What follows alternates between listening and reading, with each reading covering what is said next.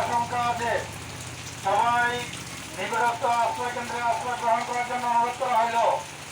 সম্মানিত এলাকাবাসী, প্রচুর বৃষ্টিপাত হচ্ছে, পাহাড় ধসের আশঙ্কা আছে। সবাই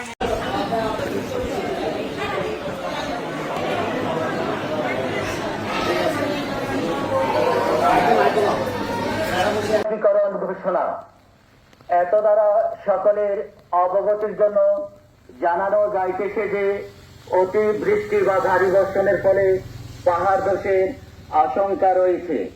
অতিবৃষ্টি বা ভারী বর্ষণ যদি হয়, পাহাড়ের পাদদেশে অবস্থানরত লোকজনকে নিরাপদ আশ্রয়ে চলে যাওয়ার জন্য বিশেষভাবে অনুরোধ করা হলো।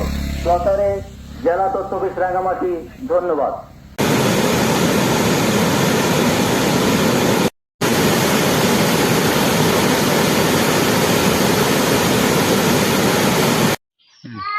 গত 3 দিনের টানা বৃষ্টিতে বাঘাইছড়ির নিম্নাঞ্চল প্লাবিত। গতকাল রাত হতে এখন পর্যন্ত পানির যে ভয়াবহ অবস্থা, 2007 সালের বাঘাইছড়ি বন্যার যেই রেকর্ড ছিল, অর্থাৎ সেই রেকর্ডের চেয়ে এখন পর্যন্ত পানির পরিমাণ বেশি মনে করছি আমরা।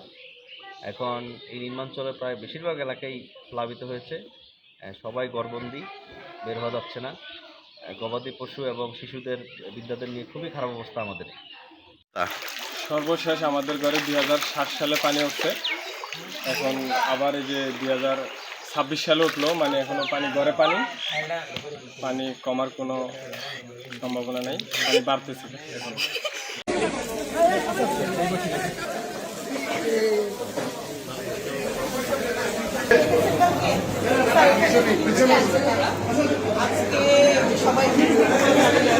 নিরাপদ আছেন তো, এটাই দরকার।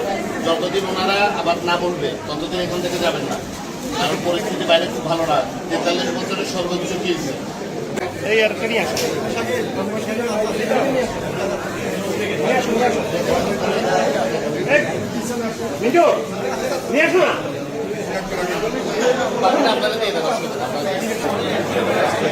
সকালে মাননীয় প্রধানমন্ত্রীর সাথে বৈঠক করার পরে ওনার সরাসরি নির্দেশনা পেয়ে আমি আজকে এখানে এসেছি এবং আজকেই 1300 মেট্রিক টন, রাঙ্গামাটির জন্য 500 মেট্রিক টন, খাগড়াছড়ি এবং বান্দরবানের জন্য 400 মেট্রিক টন করে ইনিশিয়ালি বরাদ্দ দেওয়া হয়েছে। প্রয়োজন আরো দেওয়া হবে এবং জেলা প্রশাসনকেও অতি শীঘ্রই মাননীয় প্রধানমন্ত্রীর পক্ষ থেকে আরো কিছু আর্থিক অনুদান দেওয়া হবে, যাতে, কারণ এখন চাল পর্যাপ্ত আছে।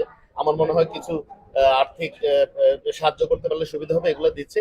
এবং এটা যে স্থায়ী সমাধান, এই জন্য আমাদের সরকার, আমাদের পার্বত্য চট্টগ্রাম বিষয়ক মন্ত্রণালয় ঐকান্তিক প্রচেষ্টায় কাজ করছে।